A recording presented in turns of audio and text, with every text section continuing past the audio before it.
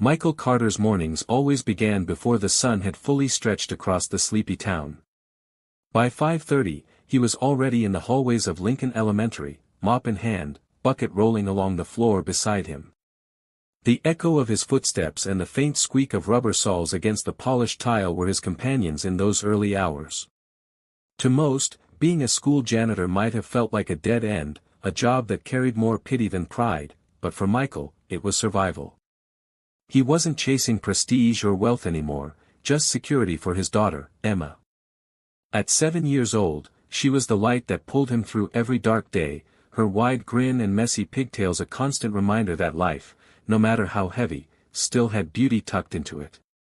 Michael's calloused hands bore the stories of sacrifices, part-time construction jobs that left him sore, late-night mechanic shifts that barely covered rent, and endless hours of cleaning to keep food on the table.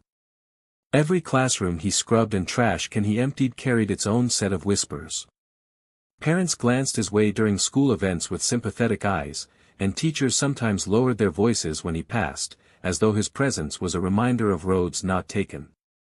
Michael didn't care much anymore, he had grown thick-skinned, or at least that's what he told himself. Truth was, the sting of knowing how far he had fallen from the dreams of his youth still cut deep. Once, he had been Lincoln High's pride, a star athlete with a scholarship letter in hand and a future that looked bright enough to blind him.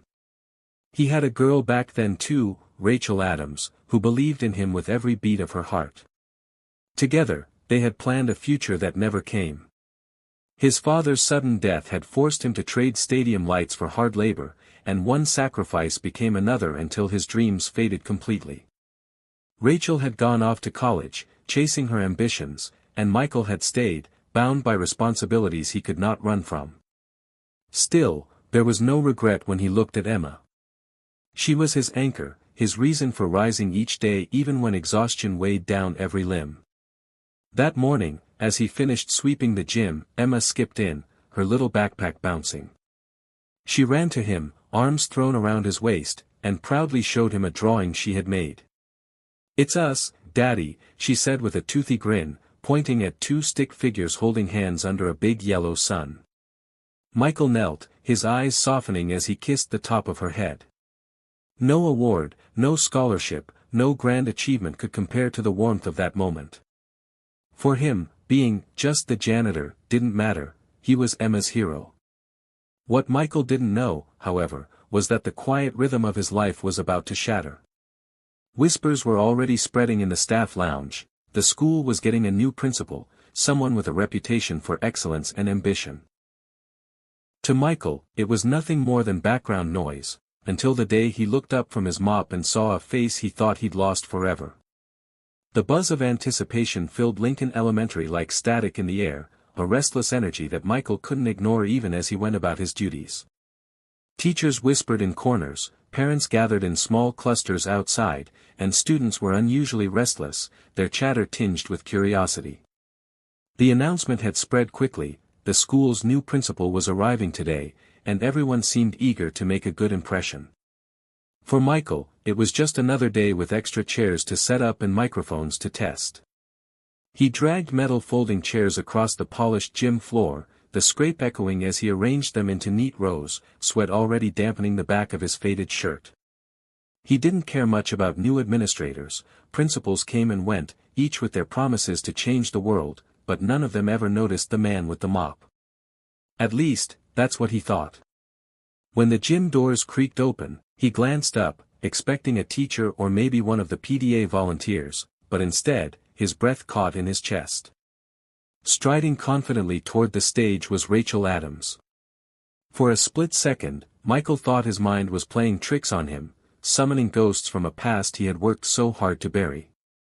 She looked almost exactly as he remembered, her chestnut brown hair still carried a natural shine, though now it was swept into a sleek bun, her posture exuded authority, and her tailored suit suggested success and refinement far from the small-town days they once shared. Michael froze mid-step, gripping the back of a chair, his heart slamming so hard he thought the sound might echo louder than the gym's squeaky floors. Rachel's eyes swept the room, professional and assured, but when they landed on him, the poise cracked for a heartbeat. Her lips parted ever so slightly, her eyes widening with the unmistakable recognition of a memory come to life. Michael quickly looked away, his chest tight, his fingers flexing nervously against the cool metal of the chair. The superintendent's voice boomed over the microphone, introducing Rachel as the new principal, highlighting her years of experience, her accomplishments, and her reputation for turning struggling schools into thriving communities. The audience applauded warmly, teachers nodding with admiration, parents clapping with relief. All Michael could hear, though, was the rush of blood in his ears. He stood off to the side, broom still in his hands, invisible to the room yet suddenly exposed under the weight of Rachel's gaze. She carried herself with the confidence of someone who had conquered the world, while he stood in scuffed boots and a janitor's uniform, the contrast between them sharper than any words could describe. And yet, as she spoke, her voice clear, commanding, and laced with passion. Michael caught a flicker in her expression when her eyes brushed over him again. It wasn't pity. It wasn't disdain. It was something else, something that made his stomach twist with both dread and a strange, buried hope. For Rachel Adams wasn't just the school's new principal. She was the girl who once promised to love him forever, and the woman who had just walked back into his life when he least expected it. The days that followed Rachel's arrival were a blur of avoidance and unspoken tension for Michael. He stuck to his usual routine, fixing leaky faucets, mopping the endless hallways, hauling boxes where teachers needed them, but now, every corner of the school seemed haunted by her presence. Rachel walked the halls with quiet authority, her heels clicking against the floor like a steady drumbeat, her voice warm yet commanding as she spoke to students and staff. Michael found himself lingering at doorways when she passed, his heart betraying him with an ache he thought long buried. Yet whenever their eyes met, it was like staring across a chasm filled with years of silence, regret, and unanswered questions. He tried to ignore it, but one late evening fate decided otherwise. The library was empty, the fluorescent lights humming above as Michael repaired a loose shelf, his hands steady though his thoughts were restless. The door opened softly, and in walked Rachel, a stack of papers pressed against her chest.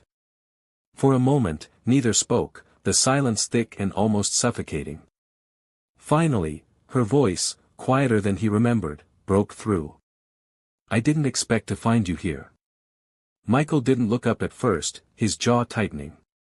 Life doesn't always go the way we expect. The weight of years hung between them, heavy with all the things left unsaid. Rachel took a hesitant step closer, her professional mask slipping. "I didn't know you stayed," she whispered, guilt flickering in her eyes.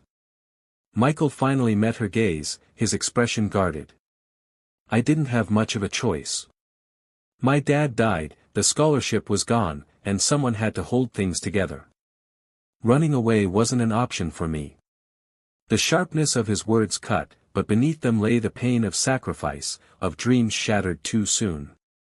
Rachel's eyes glistened, and she shook her head softly.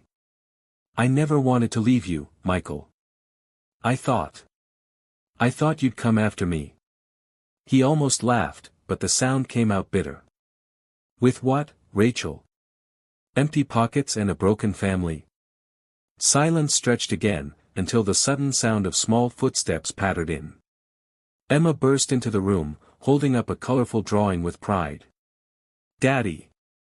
Look what I made," she chirped, oblivious to the tension in the air. Michael's shoulders softened instantly, his entire demeanor melting as he crouched to take her paper. Rachel watched the scene unfold, her eyes drawn to the gentleness in Michael's face as he kissed his daughter's forehead. Emma, curious, turned to Rachel and handed her the picture. "Do you like it?" Rachel knelt, her smile tender. "It's beautiful, sweetheart. You're very talented." Emma beamed, skipping away toward the shelves, leaving the two adults in stunned silence. Michael saw the way Rachel looked at his daughter, with a softness that went beyond politeness. It was genuine, almost wistful. For the first time in years, he felt something shift inside him. Old wounds still burned, but as Rachel lingered there, looking not at his uniform but at him, a spark of hope flickered against the darkness of his doubts. Autumn crept over Lincoln Elementary with the scent of crisp leaves and the sound of laughter echoing from the playground, and with it came a subtle but undeniable change between Michael and Rachel. What had begun as awkward exchanges in the hallways slowly turned into longer conversations, first about Emma, then about the school, and eventually about life itself. Rachel had taken a particular interest in Emma, encouraging her to paint, write, and dream bigger than the walls of the classroom, and Michael couldn't help but notice the way his daughter's confidence blossomed under her encouragement. At first, he resisted, telling himself not to let old feelings resurface, not to let the past dictate his present, but every time Rachel smiled at Emma, or at him, it chipped away at the walls he had built to protect himself. One Friday evening, after a school fundraiser where Rachel had stood shoulder to shoulder with him organizing supplies rather than sitting at the head table, they found themselves alone outside under the glow of the street lamps. Michael was sweeping the last of the fallen leaves from the steps when Rachel approached, her heels clicking softly against the pavement before she stopped in front of him. For a moment, neither spoke, the cool night air filled only with the rustle of trees. Then, gently, she placed her hand over his, stopping the broom's steady rhythm. "You've always been more than enough, Michael," she whispered, her voice carrying a sincerity that cut straight through his doubts. He swallowed hard, his throat tight as memories of the boy he once was collided with the man he had become.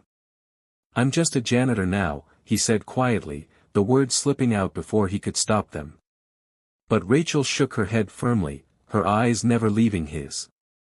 "No. You're a father who's sacrificed everything for his daughter, a man who stayed when life tried to break him, and the same boy I fell in love with years ago." The vulnerability in her voice left no room for denial, and for the first time in a long while, Michael let himself breathe without the weight of failure pressing against his chest. Emma's laughter carried faintly from the distance, and as Michael glanced toward the sound, he realized that maybe second chances weren't a myth after all. When he looked back at Rachel, the years of separation seemed to dissolve, leaving only the possibility of what could still be. Tentatively, he reached for her hand, rough and calloused against her soft skin, and she intertwined her fingers with his as though no time had passed at all. Under the glow of the street lamp, with autumn leaves swirling around their feet, Michael allowed himself to believe again, not in the glory of a forgotten future, but in the hope of a new one. And in that quiet, tender moment, the janitor and the principal were no longer bound by the titles life had given them, but by the love that had found its way back home.